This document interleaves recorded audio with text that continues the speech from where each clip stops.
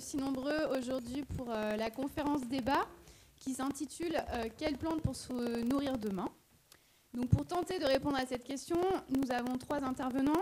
Chaque intervenant va faire un exposé d'environ 20 minutes. Et suite à cela, nous pourrons échanger pendant environ 30 minutes. Donc, parmi les intervenants, nous avons Florian Sellette, qui est enseignant-chercheur en agronomie à l'ISARA de Lyon. Donc, lui, son travail il s'intéresse surtout aux associations entre culture et plantes de services, notamment en agriculture biologique. Ensuite, interviendra Richard Thompson, qui est chercheur à l'INRA de Dijon. Il étudie les légumineuses, en particulier le pois, et il s'intéresse au contrôle du développement et à la composition de la graine. Et puis on terminera avec Adeline Cadillon, qui est ingénieure agronome spécialisée en agriculture biologique, qui a travaillé pendant 4 ans au sein de l'Institut dédié à la recherche et aux techniques en agriculture biologique et qui, très récemment, a développé une start-up, Chiche, et elle vous expliquera tout ça pendant son exposé. À vous. Je fais sans micro ou... Ouais. Non, comme vous voulez. Peut-être que vous m'entendez, mais pour la vidéo, c'est bon ou pas si je parle comme ça? Non, il vaut mieux le micro. Ok. Je suis avec le micro, donc pas de souci. Eh bien, bonjour à tous. Donc, Florian Sellette. Donc, vous allez voir, le thème de la conférence était un peu plus large que les présentations qu'on va voir, puisque nous, on a beaucoup ciblé sur les légumineuses. Il y a beaucoup à dire sur cette famille, notamment en agriculture, en alimentation. Et donc, on va avoir 3 présentations qui vont quand même beaucoup parler des légumineuses. Moi, je vais vous parler plus spécifiquement de la partie agricole, production agricole, et notamment essayer de voir, au travers en grande partie des travaux que je fais, mais pas seulement les miens, comment les légumineuses peuvent être des espèces qu'on cultive au service d'une production agroécologique. Alors, quand on parle du coup, je me positionne vraiment dans le contexte de la transition agroécologique de l'agriculture.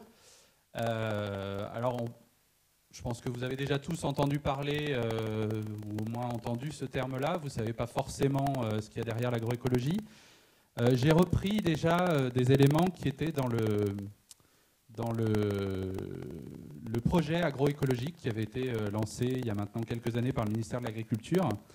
Et le principal objectif de cette transition agroécologique, c'est d'arriver à développer une manière de produire autrement, évidemment pour limiter les impacts de l'agriculture, que je ne vais pas détailler parce que vous en connaissez déjà beaucoup, et surtout en essayant de baser ce mode de production sur une utilisation optimale des ressources et sur favoriser, on va dire, la valorisation de mécanismes naturels, qu'ils soient écologiques ou biologiques.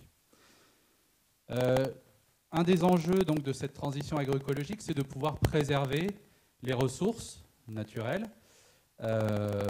tout en s'appuyant sur elles, puisque par définition, l'activité agricole est une activité humaine qui s'appuie sur la valorisation des ressources naturelles.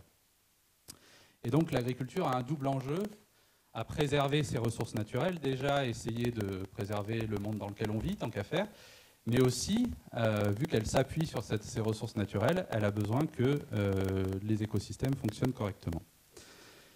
Et tout ça, évidemment, a été motivé, comme souvent, par une demande de la société, une demande légitime, évidemment, d'engager cette transition de l'agriculture vers des modes de production plus durables ou plus positifs, on va dire.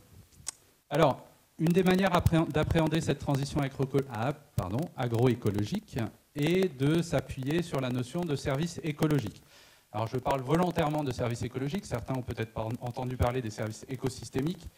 Je parle volontairement de services écologiques puisque les services écosystémiques, au départ, ça a quand même été développé par des économistes avec l'idée d'essayer de chiffrer ce que rapportaient des processus naturels, écologiques, biologiques, etc. On peut débattre de ça, ce ne sera pas le cœur de ma présentation, mais je parle de services écologiques pour cette raison. Et donc, on a différentes classifications qui ont été développées de ces services écologiques, notamment certaines pour l'agriculture. Et on distingue différents grands types de services. Si on s'intéresse aux agroécosystèmes, donc les écosystèmes anthropisés à destination d'une production agricole. Ce qu'on appelle les services supports, l'idée étant de créer, on va dire, un milieu qui sera favorable à la production agricole.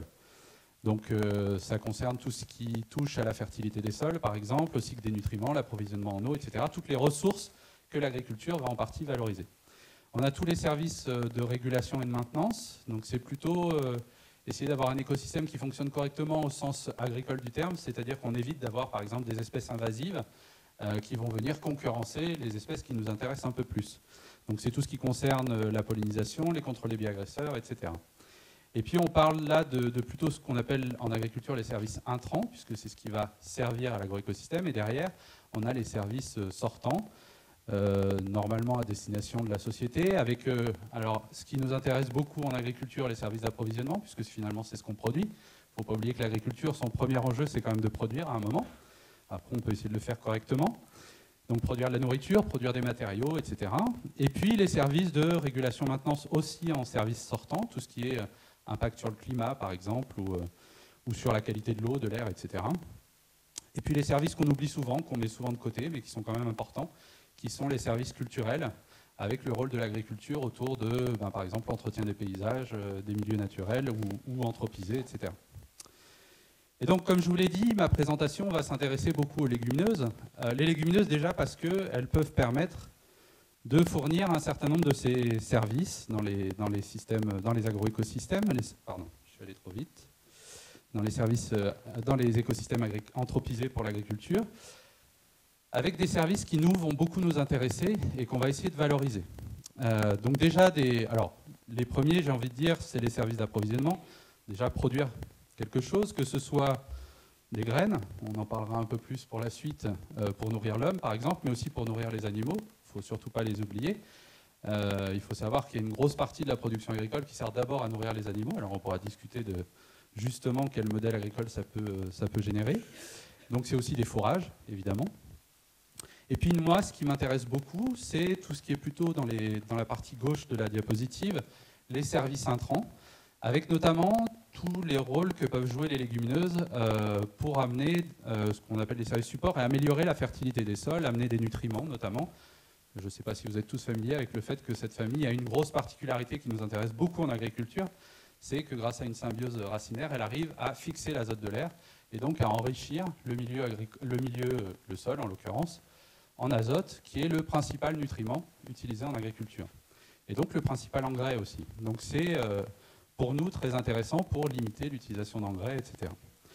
Et puis on a aussi d'autres services qu'on va rechercher, qui sont des services plutôt liés à la régulation du milieu dans lequel on développe les productions agricoles, avec des services par exemple pour protéger les sols, favoriser le contrôle des bioagresseurs, des adventices par exemple, les mauvaises herbes si vous préférez, etc. Alors, dans cette transition agroécologique que j'ai évoquée au départ, je vous l'ai dit, il y avait la volonté de trouver des alternatives au système. Alors moi, je m'intéresse aujourd'hui plutôt au système de grande culture, puisqu'on a dit qu'on parlait beaucoup des légumineuses, qui sont aujourd'hui fortement... Ah, apparemment, je vais récupérer un pointeur. Qui sont fortement dépendants des intrants. Quand on parle d'intrants en agriculture, on parle principalement des engrais. Bon, ça marche. Et alors... des produits phytosanitaires, pesticides, vous les appelez comme vous voulez. Donc tout ce qui concerne la nutrition des plantes, alors on s'intéresse en particulier à l'azote, au phosphore et au potassium, qui sont les trois éléments nutritifs les plus utiles, on va dire, en agriculture, même s'il y en a toute une flopée d'autres. Et puis tout ce qui concerne la gestion des bioagresseurs. Et donc aujourd'hui, les systèmes de production de grande culture sont fortement dépendants de ces intrants, fortement orientés vers l'utilisation de ces intrants pour arriver à avoir une production performante. Donc c'est ce que représente le schéma en bas. Et donc en intégrant des légumineuses en association avec les céréales, c'est ce sur quoi je travaille beaucoup et que je vais beaucoup développer aujourd'hui, on essaye, grâce aux services dont j'ai parlé avant, écologiques fournis par la légumineuse, de justement réduire les intrants. Donc notamment les fertilisants, mais aussi les pesticides. Alors, première chose peut-être qui nous intéresse, nous, agronomes, dans l'association de céréales, par exemple, et de légumineuses, c'est qu'elle va permettre de mieux produire la céréale et ou la légumineuse. Donc là, je vous ai mis un schéma qui représente les deux, enfin, on peut avoir plein de typologies des associations, mais une typologie possible, deux grands types d'associations. Une association avec, dans les deux cas, céréales légumineuses, mais dans un cas, on est plutôt sur des légumineuses de type fourragère, donc ici, c'est un trèfle, ça marche aussi avec la luzerne, etc. Et puis des associations plutôt de type céréales protéagineux, donc c'est les espèces légumineuses qu'on produit pour du grain. Donc, par exemple, le pois chiche, dont on parlera tout à l'heure, ou d'autres. Et donc, le gros intérêt de ces associations, c'est qu'en associant la céréale à une légumineuse, on va attendre un certain nombre de services de cette légumineuse qui vont nous aider à mieux produire la céréale. Mais la céréale peut aussi rendre service à la légumineuse. Par exemple, l'effet le plus recherché dans les associations blé-pois, qui sont assez classiques en agriculture, c'est l'effet tuteur, par exemple, de la céréale pour le pois, qui va aider à récolter plus facilement le pois, ou qui va aider à concurrencer les adventices pour lesquels la culture de pois est assez sensible.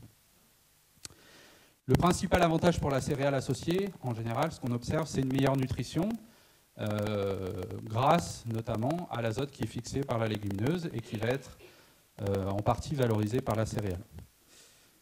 Alors, ça m'amène au premier service que je voulais décortiquer aujourd'hui et qu'on va essayer de valoriser du coup dans ces associations céréales légumineuses. C'est le fait que quand on plante, quand on sème dans une même parcelle, dans un même champ, une céréale et une légumineuse, par exemple un pois, on observe généralement un meilleur rendement, ou en tout cas une meilleure qualité protéique notamment du blé, du grain de blé.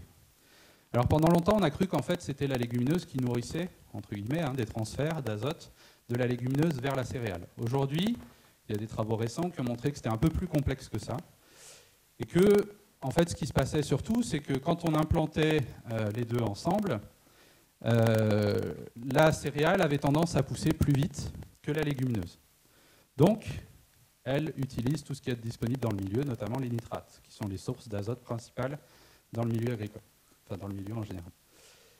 Et donc la légumineuse se retrouve à pousser dans un milieu qui est plus pauvre en nitrates. Donc qu'est-ce qu'elle va faire? Vu qu'elle a la capacité à créer cette symbiose racinaire avec le rhizobium, par exemple, dans le cas du pois, elle va maximiser, on va dire, cette symbiose, et elle va plutôt fixer plus d'azote, donc enrichir plus fortement le milieu en azote que si elle avait été toute seule. Si elle est toute seule, comme toutes les plantes, comme tout le monde finalement, elle est assez fainéante et elle va d'abord valoriser ce qui est disponible dans le milieu, sans vouloir faire d'anthropomorphisme. Du coup, elle a un recours forcé à cette fixation azotée, et donc c'est ce qui explique que la céréale associée va valoriser plus de nitrates que si elle était toute seule, où il n'y avait que des plantes de céréales, enfin du blé par exemple, qui utilisaient uniquement les nitrates du sol. Alors. L'autre service qu'on recherche beaucoup dans ces associations en agriculture, c'est le contrôle des adventices, en tout cas la maîtrise des adventices. C'est très recherché notamment en bio, en agriculture biologique, puisque comme vous le savez, on n'a pas le droit aux herbicides, en tout cas il n'y en a pas vraiment de disponibles. Le travail du sol, c'est compliqué, ça coûte cher, etc. Donc utiliser des légumineuses pour essayer de contrôler les adventices, c'est quelque chose qui nous intéresse beaucoup. Et donc c'est par exemple ce qui est illustré ici par la figure issue d'une thèse qui a été soutenue d'ailleurs à l'ISARA il y a 2 ans, qui montre que lorsque en abscisse vous avez la légumineuse associée au blé produit de plus en plus de biomasse, on observe dans le même temps une réduction de plus en plus forte de la biomasse adventice, donc de la présence des adventices, des mauvaises herbes si vous préférez. Et on a observé que finalement il y avait un seuil qui du coup on pouvait essayer de rechercher, qui était de l'ordre de 2 tonnes de matière sèche par hectare. Donc 2 tonnes de matière sèche par hectare, je pense que vous n'avez pas forcément idée, c'est quand même un trèfle qui est plutôt bien développé, mais c'est pas quelque chose de fou. Enfin, on arrive assez facilement à l'obtenir. Et donc on se rend compte qu'avec un trèfle correctement développé en association avec un blé, on n'a plus besoin de désherber. D'accord ? Ça ne veut pas dire que la légumineuse n'aura pas de conséquences elle aussi, mais en tout cas on n'a plus besoin de désherber. Alors c'est une régulation qui a été beaucoup étudiée. C'est tout simplement parce qu'il y a une compétition entre la légumineuse qui va venir occuper l'espace empêcher la levée des adventices. Et puis, il y a aussi ce qu'on appelle l'effet barrière, qui évite que la lumière, notamment, mais aussi un certain nombre d'éléments nutritifs, permettent aux graines adventices de germer. C'est quelque chose qu'on recherche en agriculture. D'autres régulations peuvent aussi se mettre en place. Donc là, on est plutôt dans des processus de ce qu'on appelle la lutte biologique, ou en tout cas protection intégrée des cultures. On essaye de favoriser les interactions positives entre les espèces qu'on associe. Si on prend l'exemple, alors à gauche, c'est plutôt une monoculture, une culture pure en fait, ce qu'on a classiquement, on va dire, dans nos champs. Et ce qu'on observe, c'est que quand arrive un bioagresseur, par exemple ici un spore de champignon, vu qu'on a beaucoup de plantes hôtes du champignon présents dans la parcelle, on va avoir un développement très rapide, une propagation très rapide de ce champignon. Et cette propagation, elle va être d'autant plus facilitée qu'on va avoir aussi un peuplement qui va être bien développé, des contacts peut-être plus faciles, etc. Lorsqu'on se positionne dans le cas d'une association, alors là, ça marche avec une association avec légumineuses, mais ça marche aussi avec d'autres types d'associations. L'idée, c'est d'avoir deux plantes au moins qui ne sont pas sensibles aux mêmes champignons ou aux mêmes bioagresseurs. On va avoir un certain nombre de processus qui vont se mettre en route, qui vont ralentir. Il ne faut pas rêver, ça ne va pas stopper, mais ça va fortement ralentir le développement des bioagresseurs et nous permettre, dans un certain nombre de cas, d'arriver dans des situations satisfaisantes du point de vue agricole pour pouvoir avoir notre production derrière. Alors on a des processus, on va dire, directs de résistance, avec notamment, pour ce qui concerne les spores, mais aussi ça marche avec les insectes, des effets barrières. La spore n'arrive pas à passer, elle tombe sur une plante qui n'est pas sensible, et du coup elle n'arrivera pas à aller plus loin. Des effets, ce qu'on appelle de dilution, donc plutôt avec l'idée que on n'a pas trouvé la plante hôte, moins il y a de concentration de la plante hôte, moins la spore ou l'insecte a de chances de trouver sa plante hôte. Et donc tout ça, c'est des effets qui sont recherchés avec cette diversification des systèmes agricoles. On va aussi avoir des effets peut-être plus indirects, avec notamment tous les phénomènes de valorisation. Alors on parle comme ça en agriculture, l'idée qu'en favorisant une biodiversité favorable, notamment ce qu'on appelle les insectes auxiliaires, qui sont des insectes qui nous rendent service, en créant de la diversité au sein du champ, on va favoriser la présence de ces insectes et certains vont pouvoir contrôler ou juguler le développement des insectes ravageurs, etc. Donc c'est des phénomènes qui nous intéressent beaucoup en agriculture. Alors il y a plein d'autres services que peuvent rendre ces légumineuses associées. Je ne vais pas tous les développer. On pourra en discuter après si vous le souhaitez. Un qu'on recherche beaucoup avec l'association avec les trèfles, par exemple, les luzernes, enfin bref, des légumineuses fourragères plutôt, c'est la protection du sol et l'amélioration de la fertilité. J'ai déjà parlé de la fixation de l'azote, qui va enrichir le milieu en azote. Mais on va aussi avoir une meilleure couverture du sol, par exemple, donc éviter des phénomènes érosifs. On l'a observé, améliorer l'activité racinaire, notamment grâce aux exudats racinaires de la légumineuse. On va favoriser l'activité biologique du sol et donc favoriser derrière la fertilité et la nutrition de nos cultures. Donc tout un tas de phénomènes qui vont permettre derrière de réduire les impacts de l'agriculture sur l'environnement au sens large, en tout cas sur les ressources environnantes, la qualité de l'eau, on limite le lessivage et l'érosion, même si ce n'est pas toujours aussi évident, il y a des travaux contradictoires là-dessus. Et surtout, j'ai envie de dire, le principal intérêt, c'est qu'on va limiter l'utilisation d'intrants, j'ai parlé tout à l'heure des engrais, mais aussi des pesticides, et donc on sait aujourd'hui qu'on essaye plutôt de réduire ça, voire en agriculture biologique, de fortement le réduire. Alors, une fois qu'on a dit ça, on se dit qu'est-ce qu'on attend? Faisons tous des associations d'espèces, et notamment avec des légumineuses, c'est super. Évidemment, ça paraît très intéressant, mais ça doit être piloté. C'est ce qu'on fait en agriculture, c'est ce qu'on fait en agronomie, on essaie de comprendre comment le piloter du mieux possible. Alors, toute proportion gardée, on reste modeste, on ne maîtrise pas tout, on essaye, mais on ne maîtrise pas tout, loin s'en faut. Et donc, quand on met en place des associations avec des légumineuses, on a beaucoup de leviers de pilotage disponibles. J'en ai cité quelques-uns. Les principaux, c'est déjà le choix des espèces, puisque toutes les espèces ne se valent pas, ne vont pas produire les mêmes services, ne vont pas être aussi efficaces pour produire différents services. Donc il y a déjà le choix des espèces, il y a aussi le choix des variétés, parce qu'en agriculture, on travaille beaucoup sur la génétique, l'amélioration des plantes, etc. Et donc il y a aussi tout l'aspect variétal. 2 minutes, ok, je vais accélérer. Il y a tout ce qui concerne la gestion du peuplement, avec notamment les densités, comment est-ce qu'on va les semer, etc. Et puis derrière, toute la conduite du système avec la fertilisation, l'irrigation, l'apport d'intrants en général. Donc finalement, on a plein de leviers disponibles, on a plein de services potentiels, et l'idée c'est d'essayer de gérer ça du mieux possible pour fournir les services qu'on recherche. Alors, je vous ai donné un exemple très simple, enfin en tout cas moi il me paraît très simple, vous aurez le droit de dire qu'il est compliqué et de poser des questions derrière.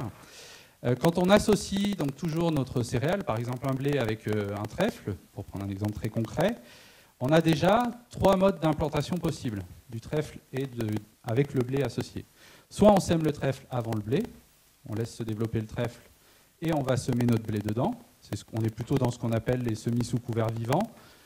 Ça se développe beaucoup en agriculture, notamment avec ce que vous avez peut-être entendu parler, l'agriculture de conservation, qui essaye de développer énormément ces techniques-là, avec des couverts permanents, etc.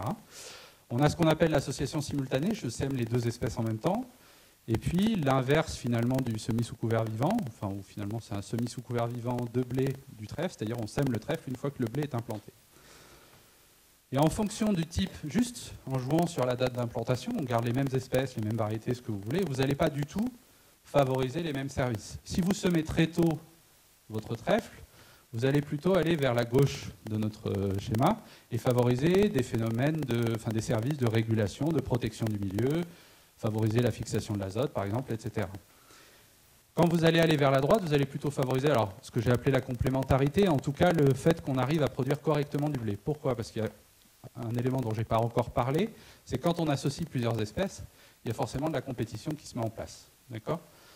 Même si la légumineuse est capable de fixer l'azote de l'air, il n'empêche qu'elle consomme des ressources dans le milieu, notamment l'eau, mais aussi de l'azote, etc. Et donc, suivant comment on va favoriser la légumineuse, on va plus ou moins favoriser la compétition. Et donc, on doit vraiment raisonner la conduite de ce système pour favoriser ce qui nous intéresse. Alors, je ne vais pas développer ça, du coup, je suis désolé, vu que je n'ai pas trop de temps. Je vais aller sur la conclusion. Simplement, c'était pour vous illustrer qu'après, derrière, suivant comment on gère notre parcelle, on va favoriser aussi plus ou moins certains services, le contrôle des adventices, etc. Donc en guise de conclusion, je voulais insister sur le fait que aujourd'hui on a beaucoup de leviers disponibles, on travaille beaucoup à voir comment favoriser la diversité cultivée dans les systèmes agricoles, et donc par voie de conséquence la diversité naturelle aussi. On sait que ça peut nous rendre beaucoup de services, mais on ne sait encore pas bien faire, et c'est assez complexe. Du coup, même si on sait que c'est durable, en tout cas que ça peut l'être, on est obligé d'encore travailler là-dessus pour pouvoir justement piloter du mieux possible ces associations. Je conclue un peu abruptement, j'en suis désolé, mais on aura le temps de discuter. Merci.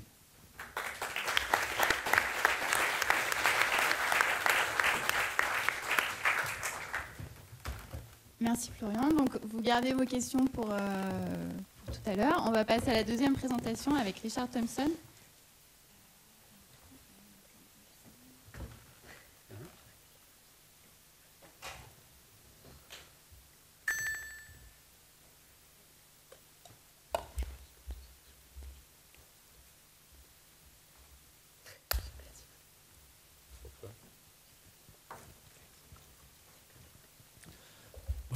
Je vous remercie pour l'invitation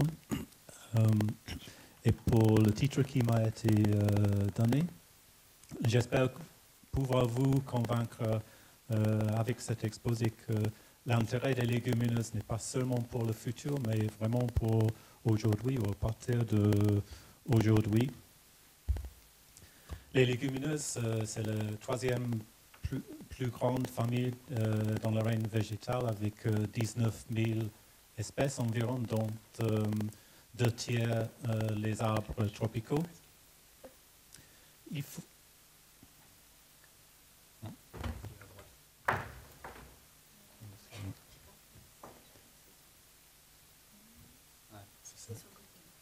Excusez-moi. Donc, les légumineuses fournissent déjà un très grand éventail de services pour la société. Ils sont la source de l'huile, de textiles, de parfums, etc. etc. J'ai donné ici 4 exemples. À gauche, il y a le tamarin, qui est une source de médecine traditionnelle. Il y a le faux acacia ou robinier, qui est une source de bois, et les plantes melliflores, ou le Indigofera tinctoria, qui est une source de colorant. Et à droite, il y a le réglisse glabra, qui est une source de les sucreries que tout le monde aime. Mais le usage le plus important pour nous, c'est comme source de protéines, soit directement dans l'alimentation humaine ou à travers les animaux de service, en particulier les porcs et les volailles. On témoigne depuis une cinquantaine d'années d'une demande pour les protéines végétales en forte croissance, ce qui engendre des conséquences pour le marché des protéines et pour l'autonomie protéique pour un pays comme la France.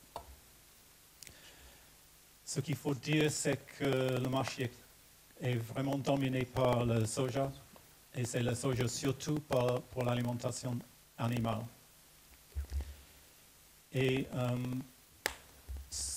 on voit de plus en plus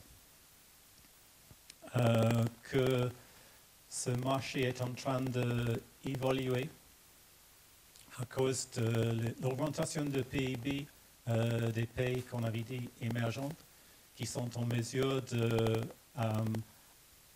d'importer des grandes quantités de protéines végétales. Si on regarde les chiffres d'il y a 2 années, la Chine domine complètement ce marché, et à l'avenir proche, ça va continuer. Il y aura d'autres pays avec leur PIB qui va augmenter, qui sont en mesure de mettre la pression sur ce marché.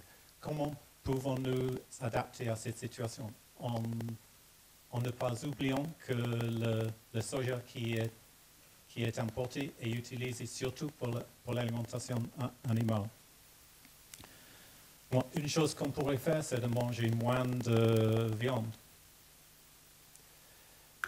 Un exemple qui a été publié il y a 2 ans par une équipe aux États-Unis. Cette équipe a comparé les besoins en protéines consommés sous forme de bœuf pour un Américain moyen avec la même quantité de protéines d'origine végétale. Et les résultats sont assez impressionnants. En termes de surface, une personne aurait besoin de plus de 1200 mètres carrés de surface si cette personne consommait le bœuf. Si c'était remplacé par des végétaux, ce serait 10 fois moins. En termes d'émissions de gaz à effet de serre, c'est 27 fois moins. Et en termes de consommation d'engrais azotés, c'est 17 fois moins. Cette même équipe a fait des simulations en utilisant une soixantaine d'espèces pour déterminer ce qui pourrait être la composition optimale en termes d'espèces pour cette protéine végétale, et arrive à la conclusion que c'est surtout les légumineuses qui seront en tête de liste. Comme vous voyez ici,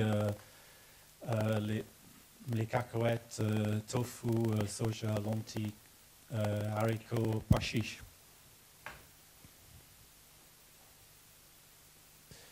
Donc il y a plusieurs arguments en faveur d'une transition alimentaire pour favoriser la consommation des légumineuses.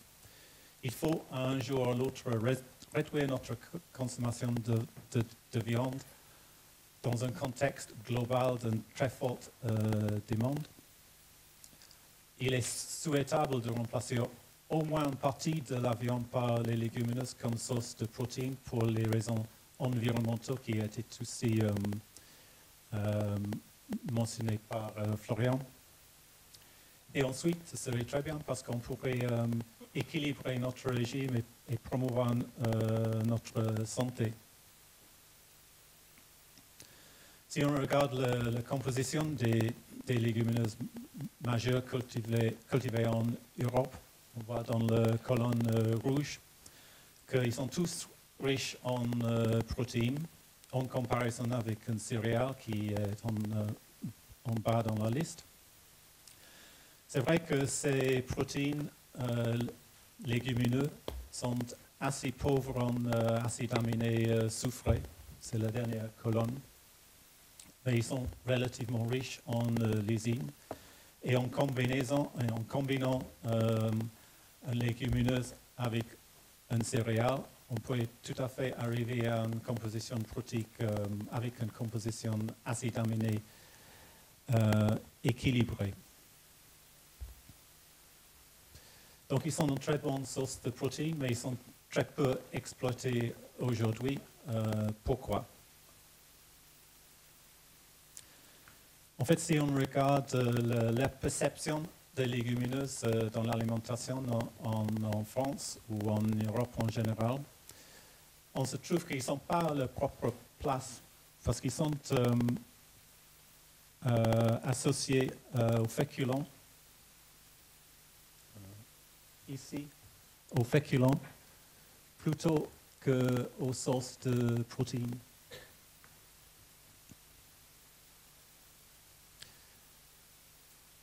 Ce n'est pas le cas partout dans le monde.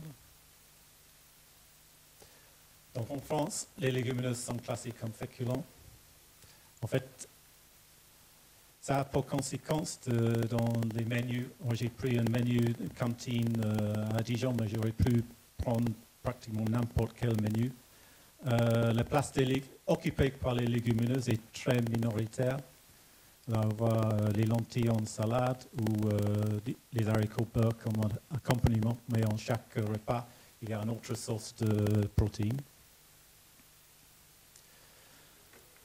Par contre, beaucoup de cuisines traditionnelles profitent de la combinaison d'un céréale avec une légumineuse. Par exemple, en Inde, avec une combinaison de lentilles et riz. Et moi, j'étais rassuré de voir que quand j'étais étudiant, j'avais une alimentation pratiquement parfaite. Mais en Europe en général, la consommation de légumineuses est non seulement pas très importante, il est en train de diminuer. Donc en France, c'est environ 1,5 kg par an. Pourtant, en Inde, c'est 12 kilos par an, par exemple. Comment est-ce qu'on peut augmenter la part des légumineuses? Évidemment, on mange plus. On peut les manger toutes seules, en association avec les céréales, qui serait une bonne idée. Mais aussi, on peut manger des produits enrichis en protéines végétales tels que le tofu, produit traditionnel, et c'est relativement facile de fractionner les protéines, d'obtenir des fractions enrichies en protéines qui peuvent servir de générer les produits transformés comme un escalope végétal. Donc il y a plusieurs options en fait. Donc les graines des légumineuses sont riches en protéines, mais aussi ça dépend de l'espèce. Certaines comme le soja est riche en l'huile, le pois chiche, le pois, etc. sont plus riches en amidon. Mais il y a d'autres composés qui sont importants pour la nutrition. Ils contiennent tous des lectines, des oligosaccharides de la famille raffinose et des quantités plus variables des inhibiteurs de protéases et amylases, des tannins, des saponines, des flavonoïdes et des composés organiques volatiles qui donnent l'arôme typique des légumineuses. tous ces composés plus mineurs peuvent contribuer à des effets positifs, y compris prébiotiques, ou parfois négatifs dans le régime alimentaire. Donc, qu'est-ce que c'est la relation entre les légumineuses et la santé? Il y a plusieurs indications que la consommation des légumineuses peut avoir des effets positifs pour plusieurs aspects. Par exemple, le contrôle du poids dans le régime diabète, pour les maladies cardiovasculaires, les fonctions intestinales ou les cancers. Et souvent, c'est les composants non protéiques, qu'on appelle aussi bioactifs, qui sont impliqués. Les légumineuses à graines qui contiennent l'amidon contiennent une forme qui est riche en amylose et donc digérée lentement.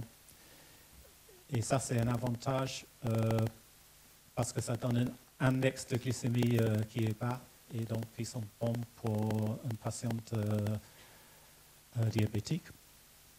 Ils contiennent peu de cholestérol et donc bons pour le système cardiovasculaire.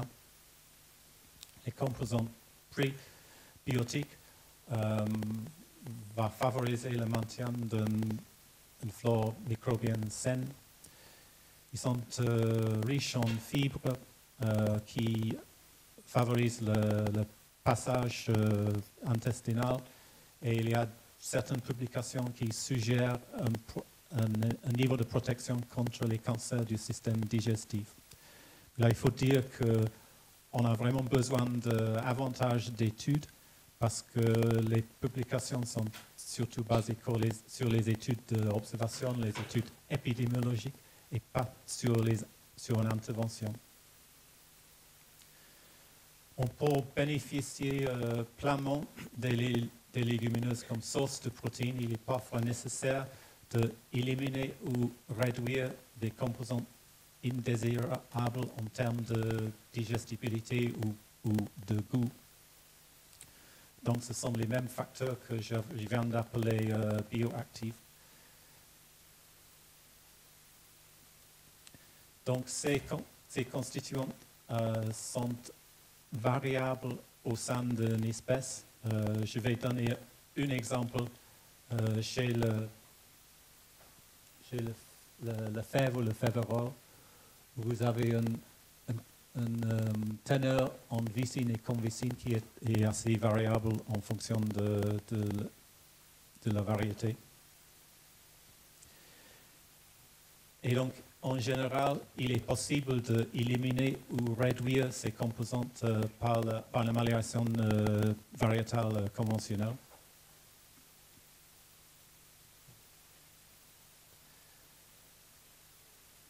Et pour faire cela, on exploite des collections de ressources génétiques, comme la collection de ressources génétiques de pois et aussi de la fève qui est tenue à Dijon.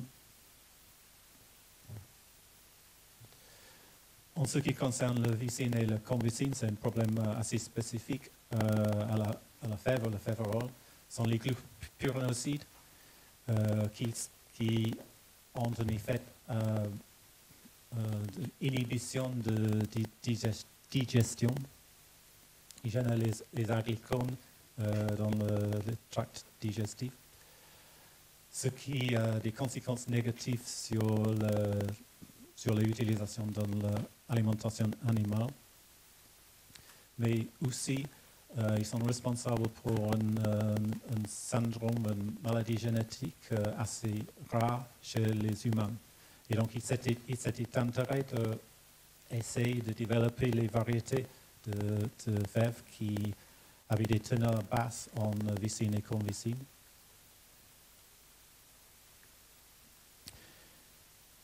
Et donc, ce qui a été fait était de faire un criblage et d'identifier une lignée qui avait des teneurs en vicine et convicine assez bas, qui était ensuite intégrée dans les variétés.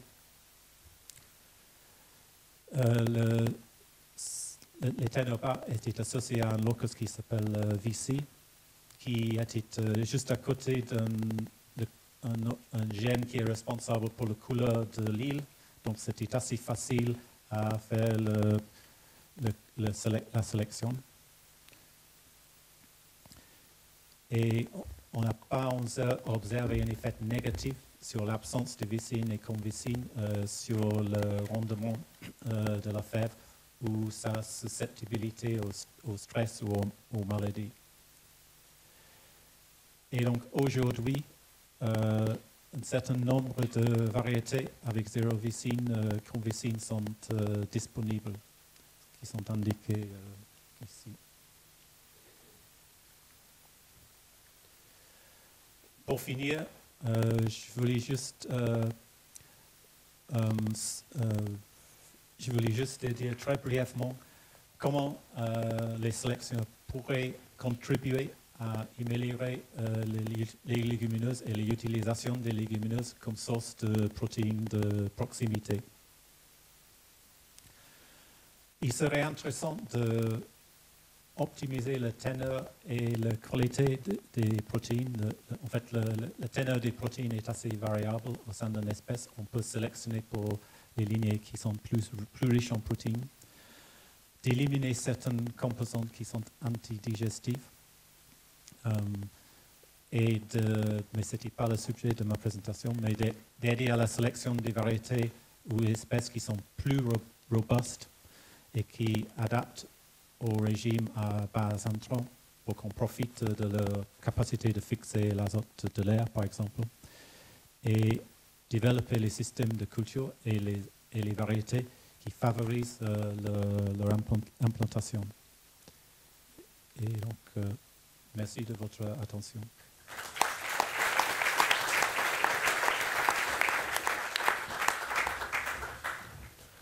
Merci beaucoup. On va passer à la troisième présentation, qui est avec Adeline Cadillon.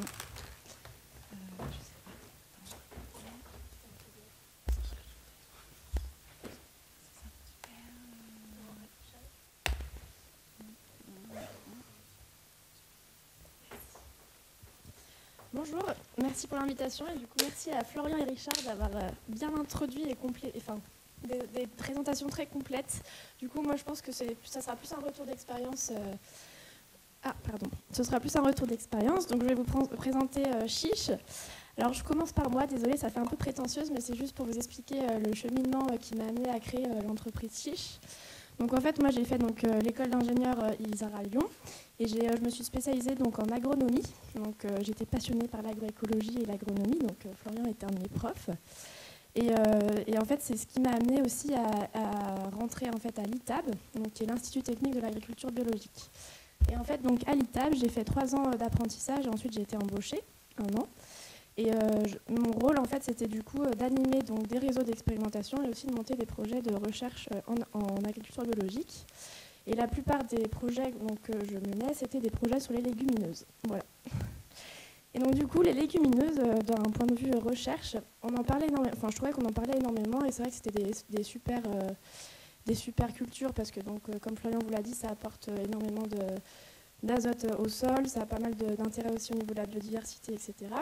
Mais en fait, quand j'allais dans mes petits magasins bio, je trouvais que des pois chiches secs ou des haricots secs, et en fait, je ne savais pas comment les cuisiner.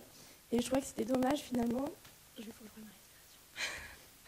Je trouvais que c'était dommage en fait d'avoir ce côté de la recherche où on mettait vraiment en avant les légumineuses et ce côté aussi où les Français, en fait, on n'en consommait pas trop. Parce qu'en fait, ce qu'il faut savoir, c'est qu'en fait, en France, on est un des plus faibles consommateurs européens de légumineuses, donc notamment de pois chiches. Après, la lentille est très connue en France, mais les autres légumineuses le sont moins. Donc pour plusieurs raisons, en fait, c'est parce que les Français, déjà, ils ne savent pas forcément les cuisiner. Ils n'ont pas non plus le temps parce que les pois chiches ou même la plupart des légumineuses, il faut les faire tremper la veille, ensuite il faut les cuire, etc. Donc c'est assez compliqué. Et puis il y a pas mal aussi de préjugés sur les légumineuses. Hein. On connaît tous la flatulence du flageolet. Voilà. Donc en fait l'idée, ça a commencé un peu à germer dans ma tête et puis c'est en Turquie. En fait je suis partie en voyage là-bas et je me suis rendu compte que en fait, les Turcs consommaient le pois chiche à l'apéritif, mélangé avec du raisin sec ou d'autres petites graines comme du maïs grillé. Et je vous avoue que le lait blébie n'était pas forcément très bon parce que très farineux, mais en tout cas, je trouvais que le concept de mélanger, enfin de faire un pois chiche comme ça, prêt à consommer et grillé, était super intéressant. Donc en fait, quand je suis revenue en France, j'ai commencé à faire mes petites recherches et puis je me suis aperçue qu'au Canada, au Canada et aux États-Unis, ils commençaient du coup à proposer donc, des pois chiches grillés pour l'apéritif. Alors eux, c'était pas pour l'apéritif, c'était plus pour le côté snack, plutôt snack sain. Voilà, ils poussaient vraiment sur le côté protéines et fibres. Et puis après, le bassin méditerranéen est très connu pour la consommation des légumineuses autrement. Donc en fait, j'ai voulu créer mon entreprise justement autour des légumineuses. Donc mon entreprise s'appelle Chiche. Et en fait, l'idée... Alors je vais peut-être un peu vite. Voilà. Donc je ne l'ai pas créé toute seule. En fait, j'ai eu l'idée, mais du coup, il y a Coralie qui m'a rejoint sur le projet. Donc en fait, j'avais besoin de quelqu'un qui s'y connaisse en commercial et en marketing, parce que moi, j'ai plutôt le côté technique, puisque pour vendre des produits, il faut qu'ils attirent l'œil. Donc on a créé des jolies petites boîtes pour qu'on soit visible en magasin. Voilà. Donc en fait, l'idée de Chiche, c'est du coup de proposer des nouvelles façons de consommer les légumineuses pour donner envie aux Français d'en manger. Donc forcément, notre premier produit, comme je vous l'ai expliqué, c'est du pois chiche en fait, qu'on grille et qu'on enrobe ensuite avec différentes épices. Et en fait, qui est disponible dans pas mal de magasins et qui est tout prêt à consommer. Voilà, donc ça peut remplacer la cacahuète ou le maïs grillé. Donc aujourd'hui, en fait, on a une gamme de 6 saveurs, donc elles sont indiquées ici. Donc l'avantage, comme vous l'a dit aussi Richard, c'est que le pois chiche, il a beaucoup d'avantages naturellement. Donc par exemple, il est sans gluten, il est accessible aux véganes, il est aussi faible en matière grasse. Donc malgré tout, en fait, nous, notre pois chiche, on le grille avec de l'huile de tournesol, parce que le pois chiche à la base, c'est quand même un peu sec. Mais on a voulu opter pour plutôt un produit qui est gourmand. Donc c'est pour ça qu'on lui a apporté une saveur un peu croquante. Donc même si on lui ajoute de l'huile, le pois chiche reste quand même moins gras qu'une cacahuète ou qu'une chips. Donc c'est quand même assez intéressant. Et c'est aussi assez riche en protéines et en fibres. Donc, par exemple, par rapport à une chips où il n'y a aucun intérêt nutritionnel, le pois chiche, c'est quand même pas mal. Voilà, donc comme je vous l'ai dit, l'idée c'est de travailler l'ensemble des légumineuses. Donc aujourd'hui, on est sur du pois chiche salé. On va le sortir en pois chiche sucré donc pour Noël. Donc en fait, tout simplement, on enrobe le pois chiche de chocolat. Donc ça donne quelque chose d'assez sympa. Et en fait, avec les légumineuses, on peut faire plein de choses. Donc, notamment, je ne sais pas si vous avez entendu parler de la mousse au chocolat à base de jus de pois chiche. Voilà, il y a des choses comme ça. On peut faire du houmous, on peut faire... Voilà, on a plein d'idées que je ne développerai pas forcément ici, mais en tout cas, il y a des multitudes de modes de consommation. Et du coup, ça permet aussi de proposer aux Français des choses différentes que l'éternel couscous ou autres plats traditionnels. Aussi, du coup, notre entreprise, en fait, on a voulu la créer sur des valeurs un peu solides. Donc, en fait, tous nos pois chiches viennent de France et sont issus d'agriculture biologique. Alors, du coup, on a aussi besoin des chercheurs parce qu'en fait, aujourd'hui, les filières ne sont pas forcément très développées. Donc, il y a quand même une production de pois chiches bio français et d'autres légumineuses. Mais il existe des freins agronomiques. Donc, Florian vous expliquera mieux que moi. Mais en tout cas, ce qu'on souhaite, en fait, c'est d'aider à développer ces filières françaises. Parce qu'en plus, les agriculteurs sont très demandeurs de ce genre de culture. Voilà. Donc, comme je vous ai dit, on vise ces 3 instants de consommation. Donc, l'apéritif, pour le côté, c'est gourmand, ça donne envie. Donc, aussi, les Français adorent l'apéro. Le côté dessert, donc avec notamment les mousses au chocolat, donc il y a plein de choses. Et aussi le goûter. Donc là, ce serait nos petites billes de pois chiches enrobées de chocolat. Voilà. Donc après, petite aparté, l'entreprise, en fait, on ne l'a pas créée tout seul. Donc, on a été beaucoup accompagné, notamment par l'incubateur de l'ISARA. Et puis après, on a eu pas mal d'accompagnement d'autres organismes. Et en fait, à l'ISARA, ils nous mettaient à disposition une petite cuisine industrielle. Donc, en fait, on a pu produire déjà des premiers produits à l'ISARA. Et en fait, ça nous a permis de tester notre marché. Depuis janvier 2018, en fait, on produit nous-mêmes nos pois chiches. Donc, je vais passer à là. On a investi en fait dans un local de production qui est à Belleville-sur-Saône. Alors, c'est dans le nord de Lyon. Donc, pourquoi Belleville? C'est tout simplement parce que le local coûte moins cher. Mais en tout cas, par rapport à Lyon. Et en fait, on fait tout. Donc, on fait aussi bien de la R&D, on reçoit les matières premières et ensuite, on les expédie à nos clients. Donc, comme je vous ai dit, on vise vraiment un approvisionnement français et local, quoi. Et aujourd'hui, ça fait 1 an en fait qu'on a l'atelier de production. On est disponible en fait dans les magasins Biocop. Donc là, on a eu un référencement central, également chez Naturalia. Puis après, on a pas mal de petits magasins comme La Vie Claire ou Marcel et Fils. Et donc on est aussi bien donc, sur le réseau bio, mais aussi sur le réseau plutôt grande et moyenne surface. Donc là, on est plutôt en régional et en magasin direct. En fait, on est allé aussi chez eux parce que les Super U, notamment, ils nous ont suivis depuis le début. Voilà. Il n'y a pas d'air dans cette salle. Voilà, donc après, vous pouvez nous suivre sur les réseaux sociaux. N'hésitez pas. Merci pour votre attention.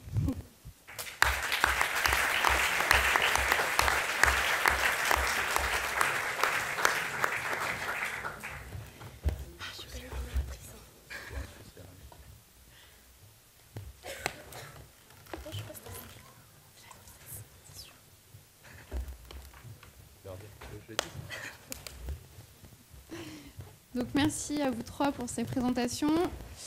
On va passer à la partie débat, questions. Donc on va passer les micros dans la salle, vous levez la main et puis on vous apporte le micro.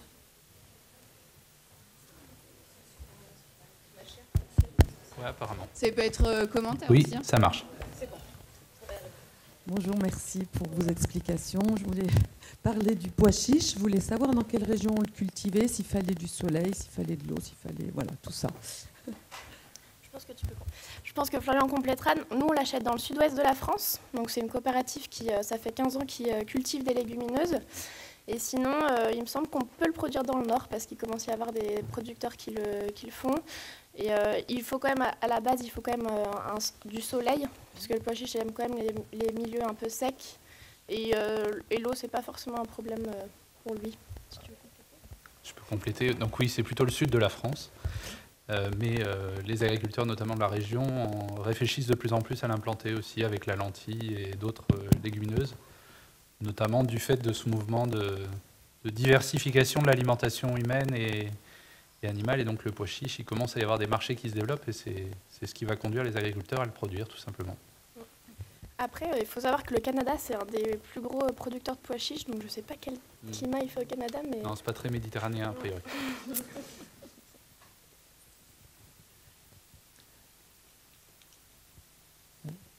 D'autres questions? Allez-y.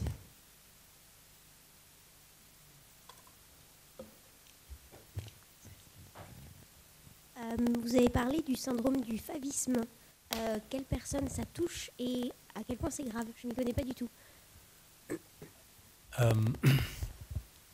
Ça touche en particulier les populations de pourtois méditerranéens.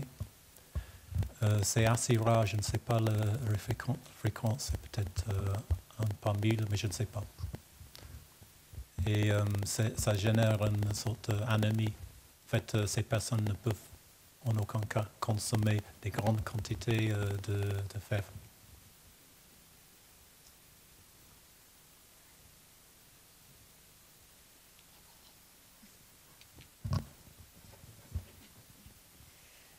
Vous avez parlé du pois chiche, vous avez parlé aussi des légumineuses aider à diversifier l'alimentation. Le truc, c'est qu'on ne les connaît pas. En fait, le pois chiche, on connaît. Voilà, les lentilles aussi. Mais en dehors de ça, vous avez parlé de 1900 espèces. Quelles sont aujourd'hui les espèces les plus facilement...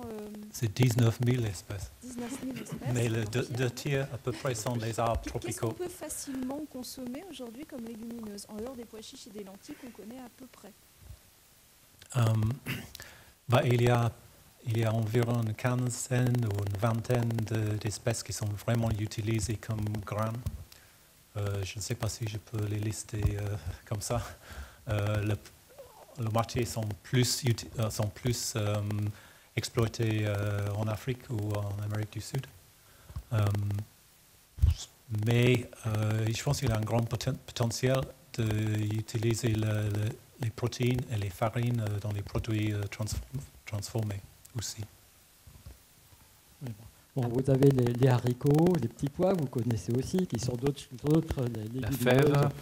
La fève également, donc il y en a quand même quelques-unes que l'on voit plus facilement. Mais à côté de ça, oui, c'est une famille qui comporte beaucoup d'espèces, mais il y a aussi beaucoup d'arbres forestiers tropicaux qui ceux-là sont plus difficiles et ne présentent pas forcément les mêmes intérêts pour nous en tant que plante alimentaire. Ouais. Après, il y a le lupin aussi qui est mélangé souvent avec des olives en saumure. Mais c'est vrai que même nous, là, on cherche à développer des nouveaux produits. En fait, comme on se base que sur la France et que sur l'agriculture biologique, il n'y a pas énormément de... Enfin, on peut parler des pois, des fèves, Et des haricots. Et lentilles. et lentilles, Les lentilles. en France en tout cas. J'ai entendu parler de la luzerne aussi, qui non seulement bien sûr pour les animaux, mais a priori pourrait aussi être intéressante pour les humains. Est-ce que vous avez des informations à ce propos? Je sais qu'il y a un intérêt, mais je ne peux pas vous dire plus que ça. Et je ne pense pas que c'est facile de consommer, de récolter les plantes matures de lucerne et extraire une protéine, extraire quelque chose qui ne pose pas de problème pour la consommation. Donc C'est il peut-être faut- en graines germées aussi, non? Je Oui, sais les pas. graines germées, oui. C'est vrai qu'en agriculture, c'est très nettement, majoritairement pour l'élevage, pour le fourrage, quoi. Mais après, il y a certainement d'autres modes de consommation, mais je suis pas expert, désolé. Allez-y, posez vos questions. Vous avez présenté les bienfaits des associations. Est-ce qu'il y a eu des productions à grande échelle qui ont été faites en France ou à l'étranger? Je ne sais pas par quel bout prendre cette question. Il y a plein de réponses possibles.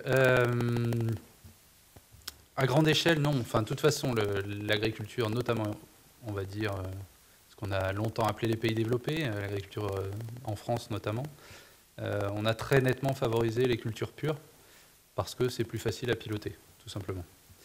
Il faut savoir que historiquement, on associait beaucoup plus facilement les espèces et on peut retrouver, il y a très longtemps, des associations qui se faisaient et il y a plein de modes de production traditionnels qui s'appuient beaucoup justement sur ces interactions positives qu'on peut avoir entre les espèces. Aujourd'hui, même dans l'agriculture, on va dire à grande échelle, vous l'appelez industrielle ou comme vous voulez, c'est des choses qui se développent doucement. Ce qui bloque beaucoup, c'est l'aval, parce qu'après, on a des difficultés à trier, notamment les productions. Et les gros transformateurs, on va dire ceux qui brassent beaucoup de volume, ils aiment bien avoir des produits assez standardisés. Et donc, dès que c'est mélangé et qu'on a besoin de mélanger, et ce que je n'ai pas dit aussi, c'est qu'on a du mal à prévoir ce qu'on va récolter. Hein, quand on mélange des espèces, suivant les conditions, etc., on ne va pas récolter la même chose. Voilà, donc on va dire que l'industrie agroalimentaire, etc., n'aime pas trop les associations. Mais ça commence à se développer. On a de plus en plus de coopératives qui acceptent de collecter quelques associations, alors ils les définissent a priori, hein, ils donnent l'autorisation à leurs agriculteurs de leur livrer ces associations-là. On va y venir doucement, mais on a certainement des problèmes techniques aussi, technologiques à gérer pour pouvoir un peu faciliter le côté industriel, parce que hein, on gardera de toute façon une partie de la production agricole qui sera sur un mode industriel. Faut pas rêver, enfin je sais pas si c'est le rêve, mais en tout cas. Voilà. On a besoin de penser aux deux, en tout cas. C'est plus facile en agriculture biologique, en vente directe, etc., probablement. Moi, j'avais une question qui rejoint ce que vous venez de dire, très pratique. Quand on mélange des céréales et des légumineuses, au moment de la moisson, c'est pas techniquement très compliqué? Bah, c'est peut-être terre à terre comme question. Mais... Non, c'est un des principaux éléments auxquels on doit penser quand on met en place une association, puisqu'il faut réfléchir effectivement à des espèces qui vont être mûres à peu près au même moment.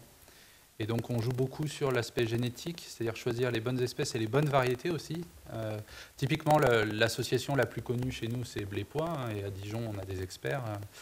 Et on choisit plutôt des variétés de pois précoces, puisque le pois a tendance à se récolter un peu plus tard, pour que justement on attende la maturité des deux espèces. Et après on récolte et ensuite on trie. Ah, on trie, après là, on récolte. En général, on trie, sauf si c'est à destination de l'élevage, par exemple, où là on est un peu moins regardant et on va essayer de compléter, on va dire, le mélange pour arriver à un aliment pour le bétail qui soit celui recherché. On ne peut pas moissonner la céréale séparée de... C'est pas évident. Enfin, ou alors faudrait. Après, il y a soit effectivement on cherche à synchroniser les deux espèces qu'on associe pour les récolter ensemble, c'est plutôt ce qui se développe aujourd'hui. Après, il y a des réflexions qui sont conduites sur l'opposé, c'est-à-dire on cherche à complètement désynchroniser, c'est plutôt ce qu'on appelle les semis en relais, ce genre de choses, où on va essayer de faire que le sol soit tout le temps couvert par une culture, mais qu'elle ne soit pas à maturité au même moment, pour pouvoir les récolter d'abord la céréale, par exemple, puis la légumineuse, et ainsi de suite. Mais c'est sûr que c'est une logistique derrière, et c'est pas du tout simple à réfléchir.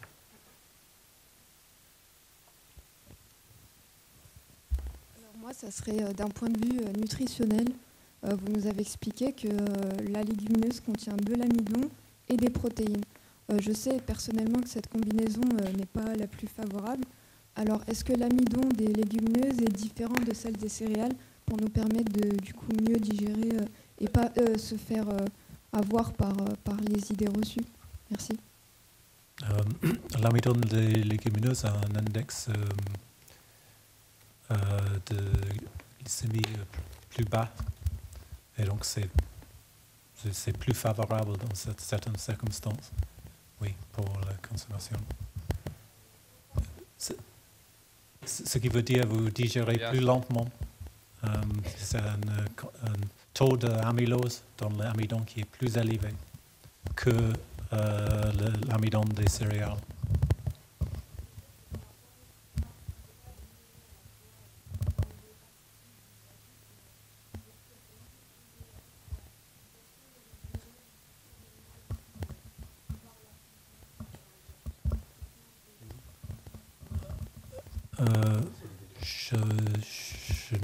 Ça c'est nouveau pour moi, ça dépasse mes compétences, je pense. Bon, puisque pour l'instant je n'ai pas d'autres questions, donc vous avez soulevé la question des conditions de culture. Donc faire des mélanges, c'est très compliqué parce que d'une année à l'autre, quels sont les risques de variation et qu'une année on ait finalement des grosses difficultés pour récolter l'une des deux espèces mises en mélange? Bon, alors je vais essayer de ne pas faire un cours là-dessus. Pour faire rapide,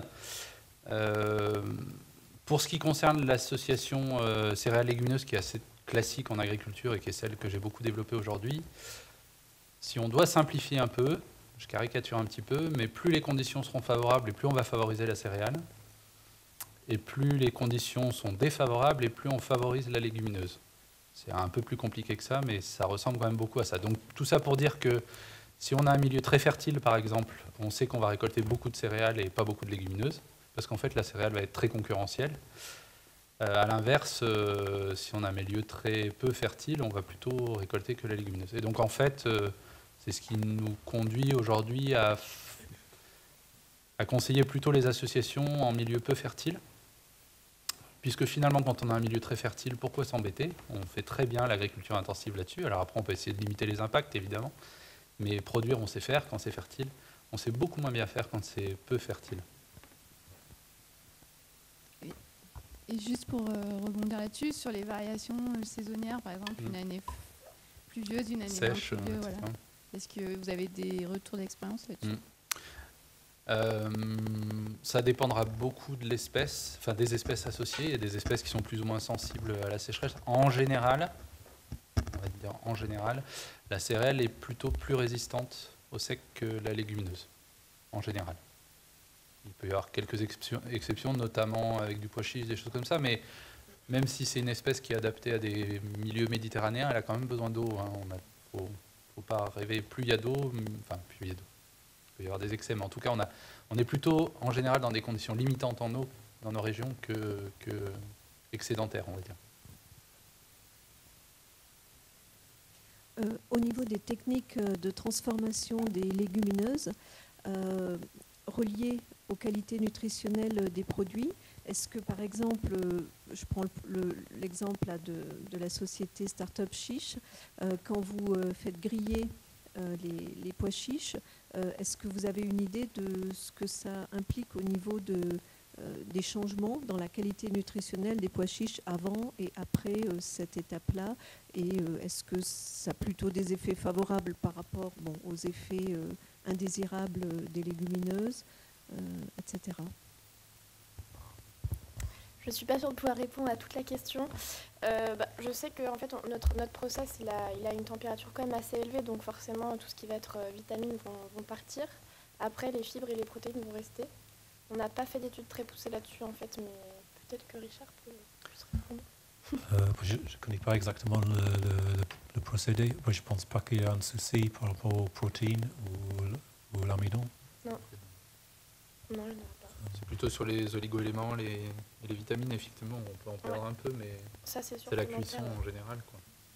Après, pour les questions un peu de digestibilité, en fait, il y a aussi la question du trempage qui est hyper importante. Et c'est aussi là où, je ne sais pas vraiment tout ce qu'on perd, mais en tout cas, on le fait suffisamment longtemps pour pouvoir avoir des pois chiches de qualité. Bonne digestion.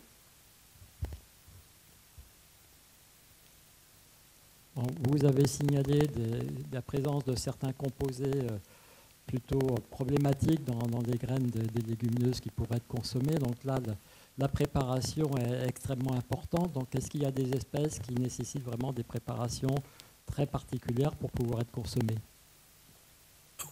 Oui, mais ce ne sont pas les espèces que vous allez être confrontés normalement ici. Il y a des espèces, je ne sais pas le nom en français, grass pea, qui a l'ODAP, qui est problématique. Par exemple, il faut le tremper, il faut faire partir cette composé avant de le cuire.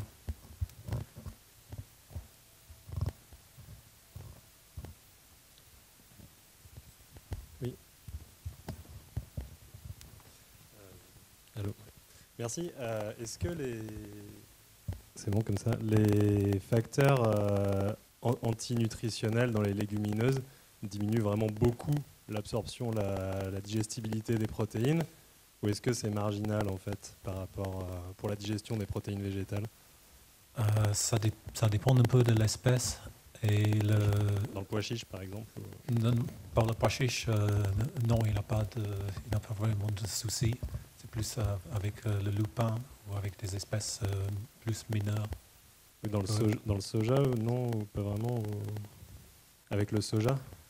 Non, il n'y a pas de... Il ne faut pas qu'on enlève la coque. Il y a quelque chose à enlever pour le soja, qui est différent de l'animal, il me semble. Oui, c'est normalement c'est enlevé. Je crois que c'est ça qui est pas digeste, il me semble. Mais vous parlez des graines entières ou vous parlez des... Non, les facteurs comme l'acide phytique ou les produits chimiques peuvent diminuer l'absorption des protéines en fait, au moment de la digestion. L'acide phytique peut diminuer l'absorption de fer et donc c'est favorable d'avoir un niveau d'acide phytique qui est assez bas.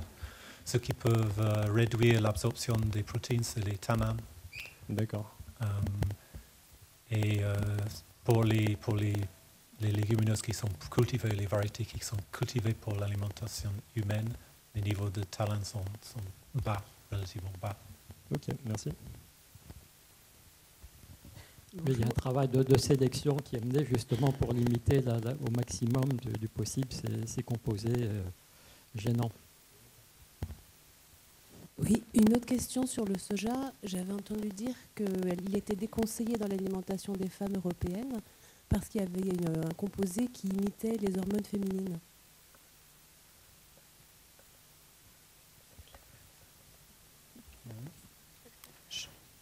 Ouais, mais je ne suis pas capable de répondre à cette question, mais j'en ai entendu parler aussi. Oui. Voilà, je ne peux pas dire autre chose. Oui. Bon, en fait, je suis dans la même position. Je pense que ce n'est pas vraiment un problème, mais je n'ai pas les données dans mes mains pour vous convaincre. Désolé. Par rapport à l'alimentation des animaux dans les élevages, est-ce qu'on pourrait remplacer les tourteaux de soja par d'autres légumineuses qui seraient produites en France pour nourrir tous nos élevages, tous les animaux d'élevage avec des légumineuses produites en France? Oui, parfaitement. C'est juste une question de prix. D'accord, donc et le coût de production. Ce serait plus cher, mais est-ce que par exemple en bio, on pourrait... les agriculteurs qui sont en bio utilisent déjà ça ou est-ce qu'ils utilisent autre chose ou... Alors la réponse est oui. Avant même d'essayer de remplacer le soja, on pourrait conserver le soja mais produit en France déjà, et donc en bio par exemple, etc. Donc dans la région notamment, il y a des filières qui sont en train de se développer. Enfin, je dis la région, c'est la grande région parce que je sais que ça touche aussi la Bourgogne, hein, mais pour justement garantir du sans OGM notamment, puisque aujourd'hui on sait que la grosse partie de la production soja dans le monde vient des Amériques, on va dire, et donc est en grande partie OGM. Et puis après, il y a effectivement d'autres sources de protéines possibles, d'autres formes de tourteaux aussi, pas forcément que des légumineuses d'ailleurs, qui peuvent être très largement utilisées. Il y a plein de travaux qui ont été faits sur le tourteau de colza par exemple, ou d'autres, qui sont largement aussi intéressants. Voilà, donc c'est le principal frein, c'est le prix. À partir du moment où on sera prêt à payer l'alimentation du bétail un peu plus cher, on lèvera beaucoup de freins à cette transition-là.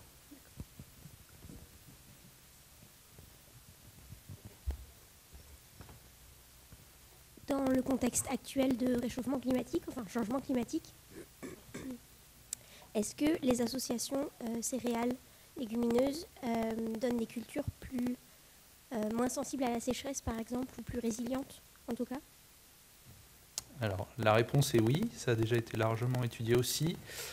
Oui, dans le sens où on peut le voir comme un problème, le fait que ce qu'on va récolter à la fin d'une association, on ne le prévoit jamais à l'avance. C'est une faiblesse plutôt pour l'aval, hein, qui aimerait bien prévoir à l'avance ce qu'elle va avoir à transformer. En agriculture, d'un point de vue productif, c'est plutôt intéressant parce qu'en fonction des conditions, on va toujours produire quelque chose. Voilà. Et donc c'est le principal avantage qui est mis en avant pour les associations par rapport à la question du changement climatique et à l'adaptation au changement climatique. C'est cette idée qu'en mettant pas tous nos œufs dans le même panier, quelque part, on augmente nos chances de récolter quelque chose à la fin, quoi. Donc voilà.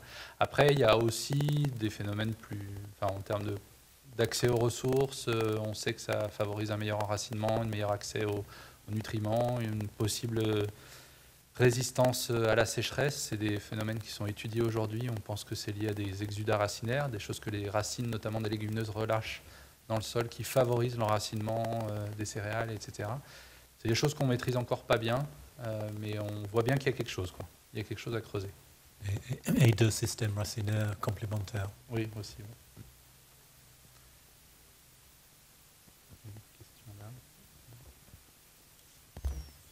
Vous avez parlé de vicine et convicine.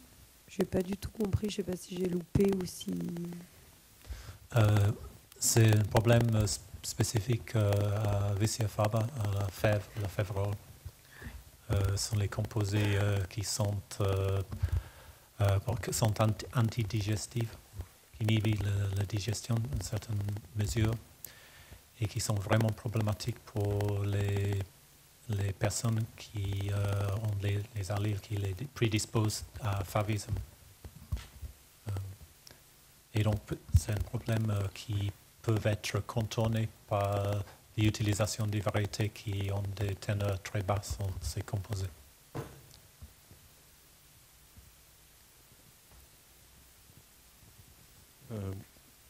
La question que je me posais, c'était plutôt dans un contexte de réchauffement climatique, et on connaît tous, est-ce qu'il y a des programmes de développement justement pour favoriser cette, au-delà de la recherche, en fait, hein, pour favoriser du coup ces cultures-là, en fait. Je n'ai pas compris le dernier mot, désolé. Pour favoriser en fait les cultures de légumineuses actuellement, on voit bien, ça coûte cher et c'est peu développé en France ou dans les pays occidentaux et c'est peu consommé même. On le voit bien, vous l'avez bien expliqué. Est-ce qu'il y a des programmes du coup au-delà de la recherche pour développer ces produits-là, quoi? Alors, la réponse est oui, hein, il y en a. Alors beaucoup, je ne sais pas, mais en tout cas, il y en a. Peut-être pas assez, mais pour parler du contexte lyonnais, par exemple, la métropole de Lyon, l'agglomération de Lyon essaye de travailler sur cette question-là, notamment vis-à-vis de la restauration collective et tout ce qui est accès aux protéines végétales dans la restauration collective. Et je sais que ce n'est pas la seule collectivité territoriale qui travaille là-dessus. Donc il y a évidemment des projets de développement de ces filières-là, mais très souvent, on se heurte très vite au fait qu'on a une filière qui aujourd'hui n'est pas très bien structurée. Il ne faut pas oublier que l'agriculture qu'on a aujourd'hui, elle est le fruit de 60 ans de développement. On a structuré des filières très performantes entre l'aval et l'amont, etc. Et donc, il faut accepter qu'à un moment, on ne soit pas sûr de fournir assez, etc. Et donc, il y a des freins, quoi. Enfin, voilà. Faut vraiment arriver à les lever, et c'est un travail de longue haleine. Ça ne se fera pas d'un claquement de doigts. La bio a connu connaît encore un peu, mais a connu il y a quelques années ce phénomène-là et est en train de se structurer. Et c'est ce qui fait qu'on trouve de plus en plus de produits bio aussi. C'est pas que parce que les consommateurs se sont dit tiens, si je consommais bio pour voir. C'est aussi parce que la filière se structure derrière. Après, il y a la FAO, il me semble que c'est elle qui met en place des années internationales sur des thématiques, et notamment en 2016, il y avait l'année internationale sur les légumineuses. Et en fait, c'est aussi, ils ont fait énormément de communication, et c'est aussi pour ça qu'on en parle de plus en plus. Et je crois 2 années avant, c'était l'année internationale du quinoa, et le quinoa maintenant, c'est une chose à peu près connue. Donc ce genre de, on va dire, de communication un peu mondiale aide à faire évoluer les mentalités. Il y a des subventions proposées aux agriculteurs pour la production des légumineuses. Dans la pyramide des aliments, les légumineuses soient reliées aux féculents. Est-ce que ça va changer, ça? En fait, cette pyramide, il a été révisé. Mais j'ai vu la nouvelle version. Et en fait, c'est beaucoup plus compliqué. On a au moins 10 liste de 10 choses. Et les légumineuses sont maintenant séparées, mais ils sont toujours dans la ligne féculent, mais séparés des autres féculents. Donc ça ne sert pas à grand chose en fait. Oui, moi j'avais une réflexion qui était, en fait, depuis le départ, je me pose cette question. C'est qu'on a tous, en France en tout cas, été élevés dans un modèle alimentaire qui consiste à manger de la viande quand on est petit parce qu'on en a besoin, boire du lait, etc. Et si les légumineuses permettent de pallier un certain manque nutritionnel, par exemple éviter de manger de la viande, on peut essayer par conviction quand on est adulte. Moi je suis père de famille. Tant qu'on n'en est pas convaincu pour faire grandir notre enfant, que ça va être bien, etc. Je pense qu'il y a un problème de communication. C'est-à-dire, est-ce que ça va permettre de nourrir finalement tout le monde, les enfants, les adultes, de donner toutes les protéines nécessaires pour la croissance des enfants, etc. Je pense qu'il y a, en parallèle de ce travail que vous faites, je m'adresse plutôt à la dame qui développe Chiche. Au niveau français, il y a un problème de communication, je pense, pour dire, voilà, nous, notre produit, il est intéressant parce qu'il y a des protéines, et associer ce produit à du riz ou à autre chose, ça peut permettre d'avoir un repas riche, complet, un peu comme la photo quand vous étiez étudiant tout à l'heure, ce que vous avez montré. On est un peu tous dans un schéma classique de nutrition, et ça veut dire qu'il faudra en sortir un petit peu, et il faudrait aussi communiquer là-dessus pour que ça puisse fonctionner à long terme, je veux dire, et que ce soit vraiment pérenne, quoi. Je ne sais pas si vous avez un commentaire là-dessus, mais du coup c'est hyper intéressant ce qu'on entend, mais c'est vrai qu'il faudrait que le discours autour du repas familial aille aussi avec, quoi. Et pas que ce soit juste un discours sur les légumineuses finalement, c'est ce que je veux dire. Ouais. Moi je suis plutôt d'accord avec vous. Après c'est vrai que je pense qu'on n'est pas très bien éduqué parce qu'on ne sait pas forcément comment faire aussi. S'il faut prendre du riz ou avec quelle légumineuse ou des choses comme ça, quoi. Après, moi je suis pas forcément... je pense aussi qu'il faut tout aussi pour faire un monde, et du coup il faut pas forcément partir que dans les extrémités, quoi. Peut-être que manger que du végétal, ça n'a pas forcément non plus de bien pour un ensemble de choses, mais il faut réussir à manger de tout, moi je pense. Moi, je pense que les cantines scolaires, c'est un bon point d'attaque pour les innovations. On pourrait faire beaucoup plus, je pense. Et c'est souvent ce qui est visé d'ailleurs dans les programmes de développement de l'alimentation à travers des protéines végétales. Il y a beaucoup. Il n'y a pas encore assez, mais c'est souvent les cantines scolaires qui sont visées parce qu'on sait que c'est nos enfants qui nous éduquent. Donc, notamment, enfin, je ne fais pas de pub pour la métropole de Lyon, mais j'ai contribué en partie à un projet de la métropole de Lyon autour de la restauration collective et des protéines végétales. Et je sais qu'ils essayent de mettre en place progressivement ce genre de choses. Mais comme toujours, il y a des freins à tout ça. Et les cuisiniers font la gueule parce qu'ils disent et comment je vais cuisiner ça? Et comment je vais convaincre? Je vais avoir des déchets énormes parce que les enfants ne voudront pas manger mes légumineuses. Je ne sais pas les cuisiner, etc. Et donc, et pour vous donner cet exemple très concret, on avait regardé pour développer par exemple la lentille en local avec la métropole de Lyon, et ils ont évalué qu'il y avait besoin de 10 hectares de lentilles pour fournir toutes les cantines scolaires, EHPAD, etc. de la métropole de Lyon. 10 hectares, autant vous dire que vous prenez un céréalier et il est capable de fournir la quantité nécessaire. Donc on a besoin de filières beaucoup plus structurées, beaucoup plus importantes que ça, si on veut créer un mouvement d'ensemble, quoi. Voilà. Après, moi, je pense que tout passera par le goût aussi. C'est l'intérêt du coup de... Alors, d'innover, c'est aussi d'essayer de faire des produits qui sont bons pour que les enfants en mangent aussi. Parce que c'est vrai qu'on a quand même une mauvaise image des légumineuses au niveau goût. Enfin, je sais que nous, quand on fait nos animations et qu'on leur dit c'est du pois chiche, on a beaucoup de... les gens osent pas trop, quoi. Après, c'est vrai que quand ils goûtent, ils apprécient, mais ils ont souvent une mauvaise image du pois chiche dans le couscous, par exemple, qui est un peu trop farineux, des choses comme ça. Ce que j'allais dire et qui rejoint ce que vous dites aussi, et en fait, les futurs citoyens, c'est les enfants.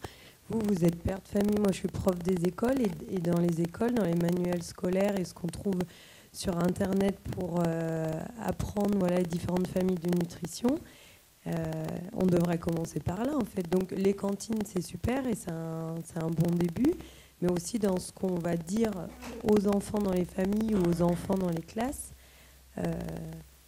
Il faudrait qu'il y ait un changement aussi au niveau des programmes, du ministère de l'Éducation nationale. Enfin, je ne sais pas si vous êtes en lien avec eux, mais déjà, si vous êtes en lien avec les cantines scolaires, je me dis que c'est un bon début. Mais... Moi, je suis en lien très indirect avec les cantines scolaires. On était dans un programme où il y avait des chercheurs, les chambres d'agriculture, etc. Et on essayait de voir comment on pouvait... créer une filière locale, puisque finalement c'est aussi ce qu'il y a derrière, c'est l'idée d'un autre modèle d'agriculture, un autre modèle de territoire, etc. Enfin, relocaliser les productions, enfin, ça se réfléchit très globalement et à mon avis ce sera forcément lent. Mais dites-le à votre ministre. Dites-le à votre ministre. Ouais, j'ai pas son email. Vous êtes la mieux placée. Bien. Tout à l'heure, vous parliez du système racinaire des légumineuses, ouais, qui dégageait une substance qui favorisait l'enracinement des céréales, c'est ça? Ouais. Non, si. Et j'aurais voulu savoir si on pouvait en savoir un peu plus sur... Alors vous pouvez certainement en savoir un peu plus, mais je ne suis pas expert, donc il faudra aller lire d'autres choses. Ce que je peux vous dire, c'est que effectivement, ce qu'on observe dans les associations, à partir du moment où on met... des légumineuses avec des céréales, on crée un milieu qui va favoriser la croissance racinaire également de la céréale. Alors il y a différents phénomènes, il y a des phénomènes liés au fait qu'on active la vie microbienne des sols, notamment grâce aux exudats racinaires, mais aussi grâce au changement de pH, puisque les légumineuses ont parfois tendance à acidifier les milieux, et c'est plutôt favorable à l'activité microbienne dans certains types de sols. Et puis après, il y a le phénomène dont parlait aussi Richard tout à l'heure, c'est que par compétition, si les légumineuses consomment les ressources à un endroit du sol, la céréale va avoir tendance à aller chercher un peu plus loin, ou l'inverse d'ailleurs. Hein. Et donc après, on va jouer sur les complémentarités de systèmes racinaires, qui sont la conséquence, on va dire, de la compétition qu'il peut y avoir entre les deux espèces. Donc on essaye d'avoir des espèces... soyons clairs, toutes les espèces consomment ce qui est en surface. Hein, elles commencent toutes par là. Les racines arrivent par la surface, quoi qu'il arrive. Mais après, il y a des espèces qui sont plus ou moins capables d'aller chercher profondément ou d'avoir un système racinaire très vigoureux, etc. Et donc, on va essayer de favoriser les complémentarités entre les systèmes racinaires. Donc, c'est à la fois direct, je favorise un milieu, enfin, je crée un milieu favorable, et indirect, je pousse les systèmes racinaires à aller voir ailleurs. C'est un peu ça. Bien, nous arrivons un peu proche de notre temps de clôture. Donc, est-ce qu'il y a encore une dernière question importante sur un point qui n'a pas été traité?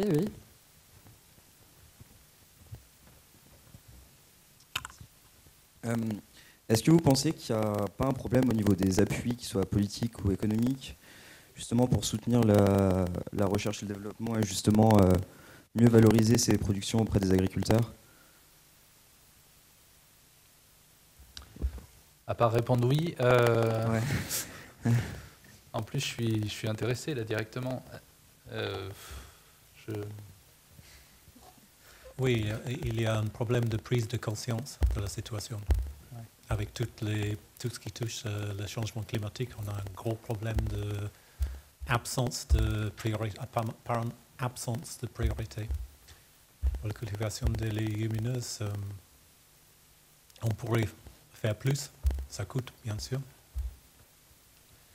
J'ai évoqué tout à l'heure l'idée de verrouillage qui a été aussi très étudiée les dernières années, notamment autour de la question de comment réintégrer les légumineuses dans l'agriculture française.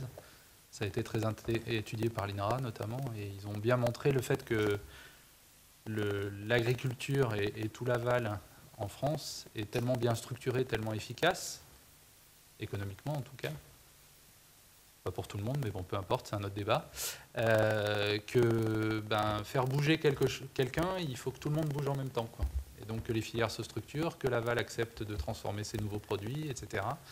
Et donc les agriculteurs, quand on va les voir en disant « Regardez comme c'est intéressant, les légumineuses, vous pouvez faire plein de choses avec », ils disent « Ok, mais j'en fais quoi après de mes légumineuses? Je les vends à qui? Et pourquoi faire ?» Enfin, voilà. Et donc soit on s'arrête là, soit on essaye de développer des projets de recherche où on essaye d'intégrer les acteurs, et c'est ce qui se fait de plus en plus.